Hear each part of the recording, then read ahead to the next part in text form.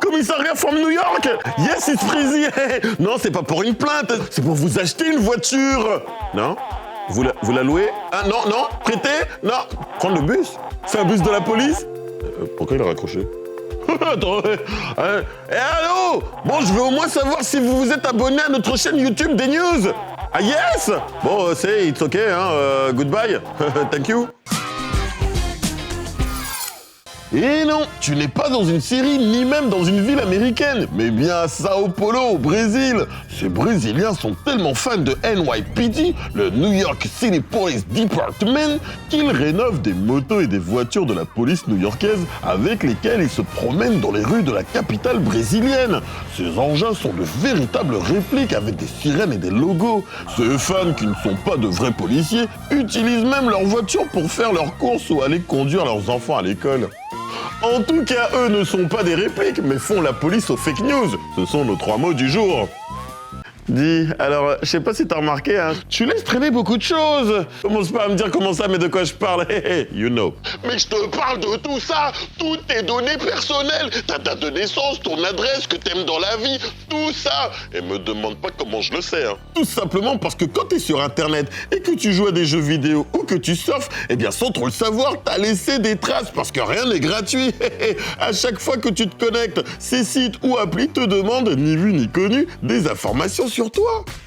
Des traces que les entreprises utilisent pour t'envoyer, par exemple, des publicités ciblées. J'ai laissé une trace. Et pour mieux te protéger, l'Europe a lancé il y a tout juste 3 ans, ce 25 mai, le RGPD, le Règlement Général sur la Protection des Données. Ça fait long comme nom. En gros, ça veut dire que les entreprises doivent respecter des règles si elles veulent utiliser nos données. Ah bah ouais mon petit poulet, maintenant tu comprends pourquoi il y a toujours un petit bouton accepter sur lequel tu dois cliquer quand t'arrives sur un site, une appli ou n'importe quoi. Et je t'avouerai que c'est dur de dire non, hein, c'est vrai. La nouvelle du jour, c'est qu'il n'y a jamais eu autant de plaintes pour non-respect de la vie privée. Mais ouais, 2000 en un an. Oh là là. Ah non mais à ce rythme-là, les entreprises vont commencer à respecter nos données personnelles. RGPD était l'un des mots du jour. Enfin, je suis arrivé au sommet. Au sommet de la pile de vêtements. Ah bah oui, chaque année nous produisons 34 millions de tonnes de déchets textiles dans le monde. Ça veut dire que chaque seconde, on remplit un camion de vêtements usés, trop vieux ou invendus. 1, 2, 3, oui, ça fait beaucoup. Le problème, c'est que seulement 1% de ces vêtements sont recyclés, parce que ça prend énormément de temps et que ça coûte beaucoup d'argent.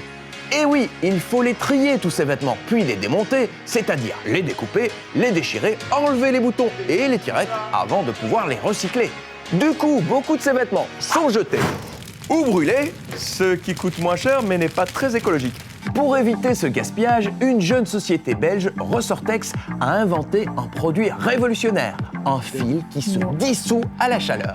Ce fil va fondre et ça permet en fait de démonter très facilement sans devoir couper manuellement une pièce comme un vêtement, un jean, une chemise. Et pour faire chauffer ce fil et recycler ce jeans, qu'est-ce qu'on fait? Eh ben c'est simple, hein.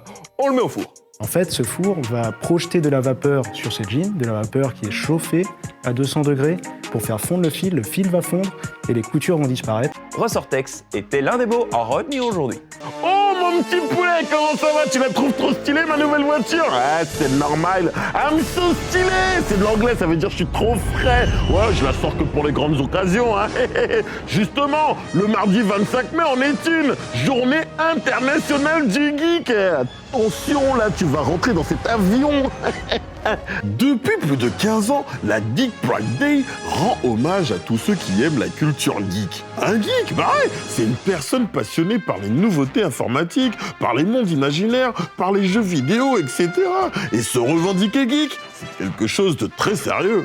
Selon le manifeste du parfait C'est Geek paru en 2006, il y a des droits à respecter. Ah mais bien sûr, mon petit poulet, avant l'heure c'est pas l'heure, après l'heure c'est plus l'heure, toujours voir des films de geek le jour de la sortie. Et quand on parle de livres de geek, il faut toujours l'acheter, mais l'acheter avant les autres. Et puis dans le fond, entre les smartphones, les tablettes, les applications de jeux, de cuisine ou de vidéoconférence, on a tous un petit côté geek en nous. Et pourtant, mon petit poulet, ça veut dire quoi être un geek? Pour moi, un geek, c'est quelqu'un qui reste beaucoup de temps sur les jeux vidéo. Moi, je reste tout le temps dans ma chambre à jouer.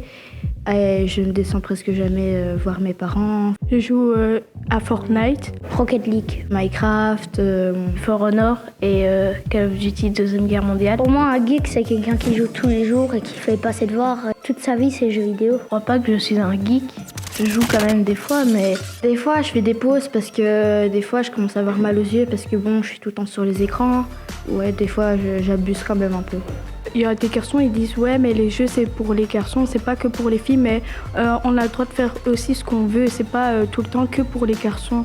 Pour vous, dans votre classe, c'est aimer les jeux vidéo. Pour d'autres, c'est aimer les livres. Et pour d'autres, c'est aimer des films. Moi, je dirais que c'est surtout un état d'esprit, être un geek. C'était l'un des mots du jour. Dans le Webfun, je vais vous parler du cousin suédois de notre Raoul. Il s'appelle Sven Raoulsson. Vous savez ce qu'il a fait? Eh ben, il a fait sécher son linge dehors, ce qui, en Suède, n'est pas une bonne idée. Oh, mais si, c'est une très bonne idée. Regardez, il est tout dur, tout raide, il n'y a plus qu'à le ranger dans l'armoire et il n'y a même pas besoin de le repasser. Quoi, c'est un peu froid, oui, mais bon, vous vous plaignez tout le temps, vous. Alors, du côté de la météo, mes petits poulets, demain, c'est pluie soso. Ouais, il y aura de la pluie au départ et ensuite, il y aura du soleil. Du coup, on va faire comme Suleiman, notre star de la météo du jour. On met des trucs cool à l'intérieur et à l'extérieur, on met des tenues de pluie. Et on n'oublie pas de souhaiter un copain anniversaire à Elias et Lucas. Copain anniversaire, mes petits poulets. Prési, brigade de surveillance des abonnements. Ah ouais. Vous avez kiffé la vidéo? Vous faites... bah voilà. Du coup, moi, je suis là pour vérifier si vous êtes abonné à notre chaîne. Ah bah c'est pour votre bien, hein. Parce que vous allez me remercier. Quand on va poster une nouvelle vidéo et que vous allez la rater, vous allez me dire, mais pourquoi on m'a pas prévenu? Pourquoi? Ah, rappelez-vous que je suis arrivé et que j'ai fait... Prési, brigade des abonnements. Et c'est pareil, vous vérifiez si vous êtes abonné à notre chaîne, hein. Parce que vous allez rater aucune de nos prochaines publications.